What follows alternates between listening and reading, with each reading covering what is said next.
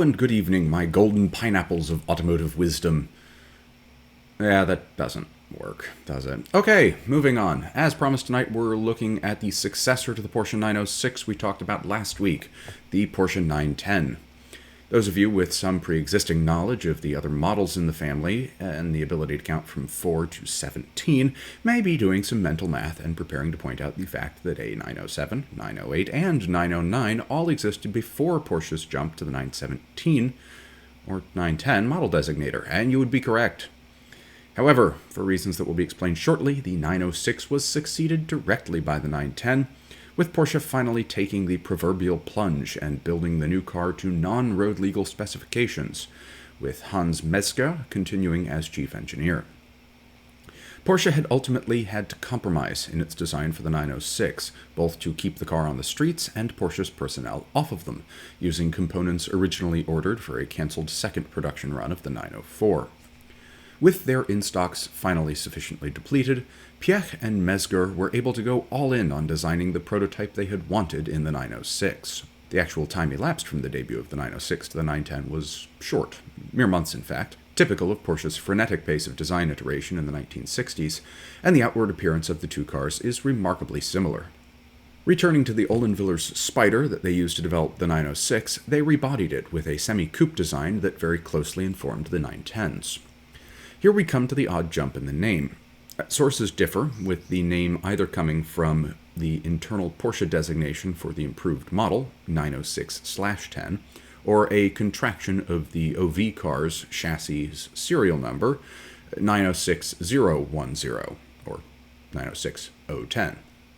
The former strikes me as more likely on the whole, as I've only found one source that makes the claim of the latter, and while it is auto-weak and therefore a relatively trustworthy source, the fact that it's the only source that can be called upon to explain this weird behavior does cause me to raise an eyebrow of skepticism.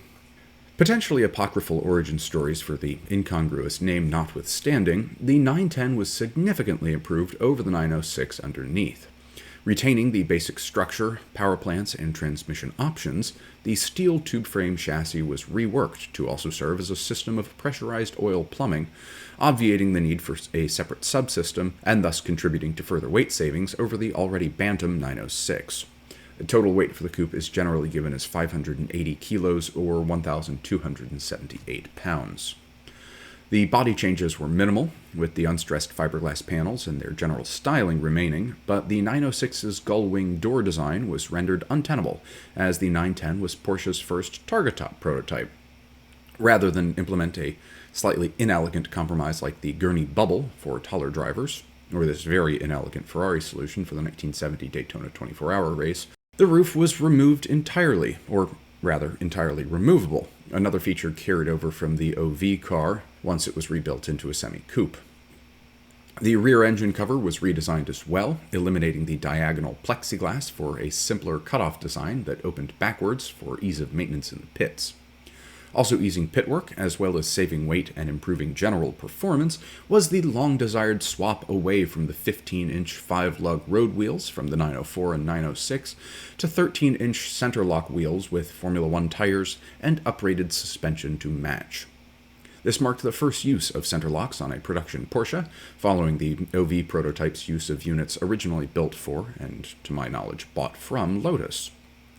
The only drawback of this swap to smaller wheels was that the brakes had to be commensurately reduced in size, which, despite Porsche's best efforts to maintain the car's stopping capabilities with what I believe was their first use of ventilated disc brakes, these efforts were not entirely successful, and one was still more than capable of losing control on the way into chicanes, as we sort of see in this extremely blurry shot from last year's Le Mans Classic.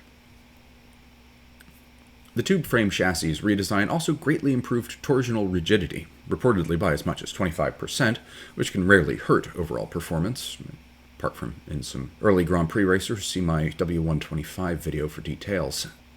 There were additional improvements in store for the 910 Bergspider hill climb car, but we'll get to that in a moment.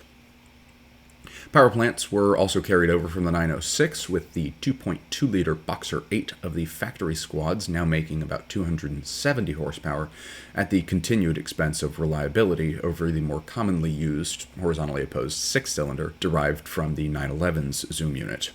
That's as opposed to Moon Unit, eldest of the oddly named Zappa children, who has a substantially larger cubic capacity, but far less power output. Debuting in mid-1966 at, slightly tasteless reference ahead, ye be warned, the gay romp with Adolf and Eva at Berchtesgaden Memorial Hill Climb event, again mere months after the 906, the 910 lost its first several events to either 906s or Ferraris, with 1967 seeing the 910 supplant the 906 as the Porsche factory team's main car. Herr Piech had developed an insistence on bringing a new car to almost every event the team contested, selling race-proven vehicles off to privateers after the events for $15,000 a pop, kind of the opposite of how SpaceX is doing things with Falcon 9 these days. And this policy is what accounts for the 28-strong production run for what otherwise would have likely been a single-digits vehicle. As the team's primary car for 1967, it did the Stuttgarters proud, taking a class win and 4th overall at Daytona, well behind two of the new big Ferrari 330 P4s and a North American Racing 412P. It also went 3rd overall and a 1-2 class win at Sebring that year, this time losing out to Ford's maturing GT40 designs, but the car really came into its own in the Targa Florio, giving Porsche their 7th win since 1956 and their 2nd in a row, locking out the podium with Paul Hawkins and Rolf Stommelen atop the step in the sole surviving 910/8, supported by Leo Cella, Gianpiero Viscaldi in 2nd, and Jochen Nierpasch, later to found BMW's M division, and Vic Elford in 3rd, both of them, or all of them, driving twinned 910/6s.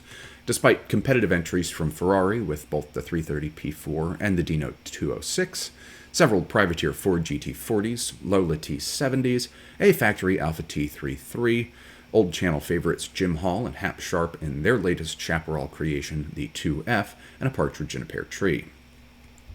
The main challenge came from the 330 P4, but the car retired after a miscalculation from Nino Vaccarella destroyed 2 wheels and ended the car's lead after only a lap and a half into the 10-lap race.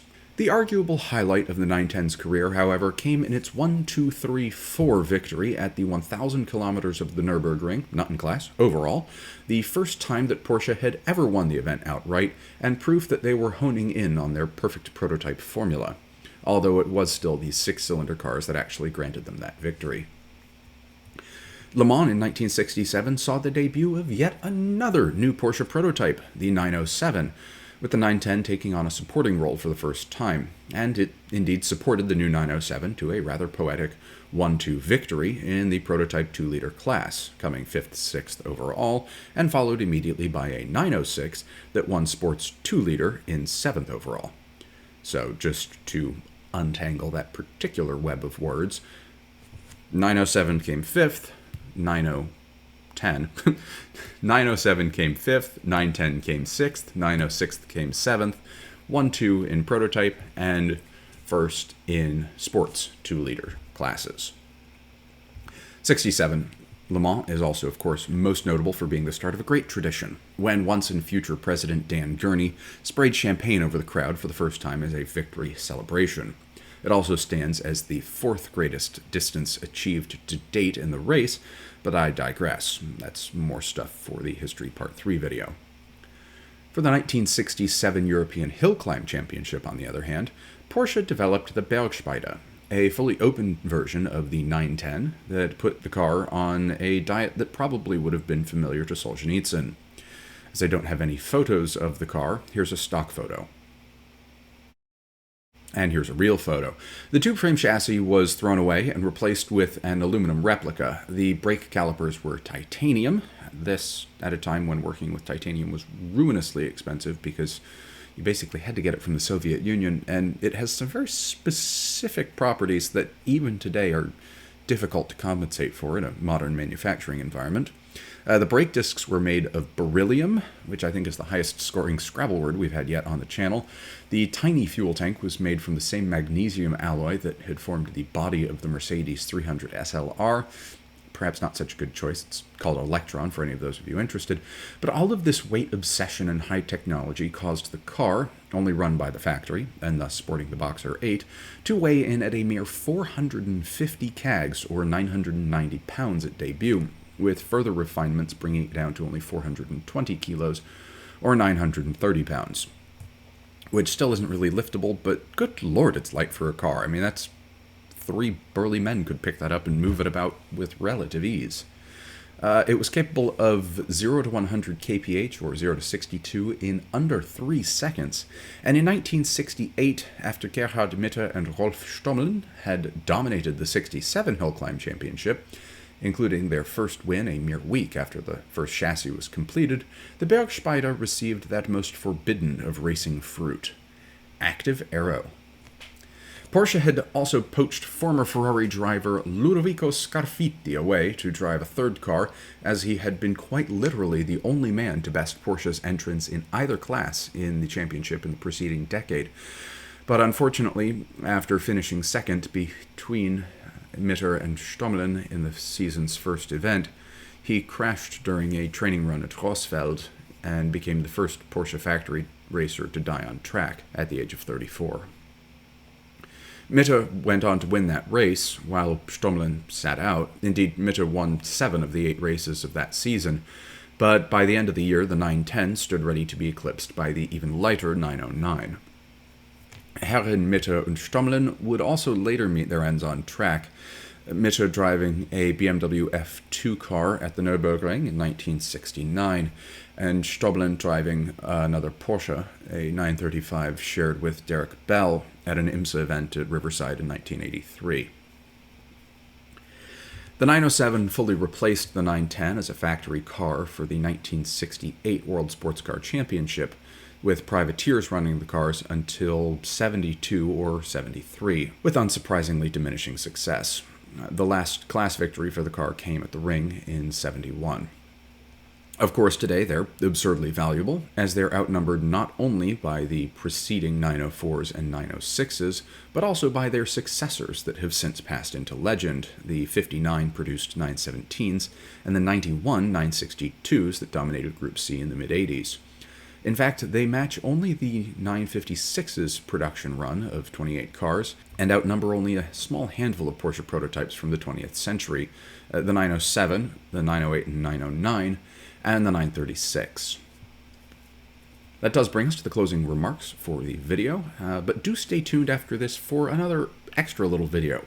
I'm still playing around with some new editing software, and it has an AI text-to-video generator that I decided to have some fun with for the 906.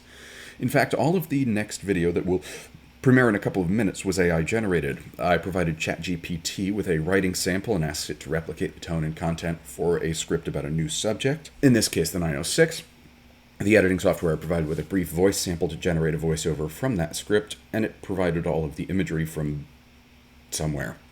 Give it a watch. I found it really quite amusing, and it, too, as with the image generations for the Mazda 767B extended video, make me feel a bit better about the prospects of the rise of the machines.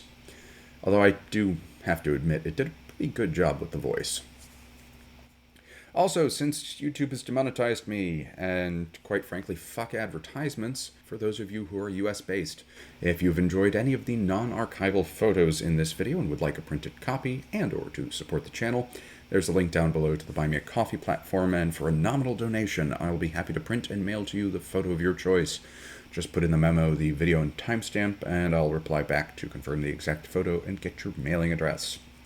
$5 donation will get you a standard 4x6 glossy print, 10 will get you 3, or a single 5x7, and 15 will get you an 8x10 colored glossy picture with no circles or arrows on the back, but I will write a short description of the car, time and date, and where I took the photo, as well as a note of thanks. That applies to all of the pictures, just had to get an Alice's Restaurant reference in there.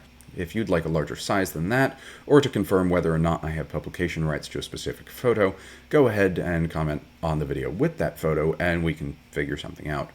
The intermission photos from the WEC Year in Review video, if your tastes skew more towards landscapes and or subject photography, are, of course, also available.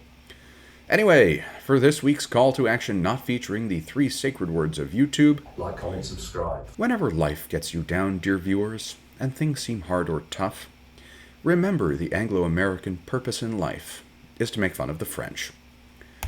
That just leaves it for me to say, as always, thank you for your time this evening or whenever and wherever you are watching, and to wish you all good night and a good tomorrow.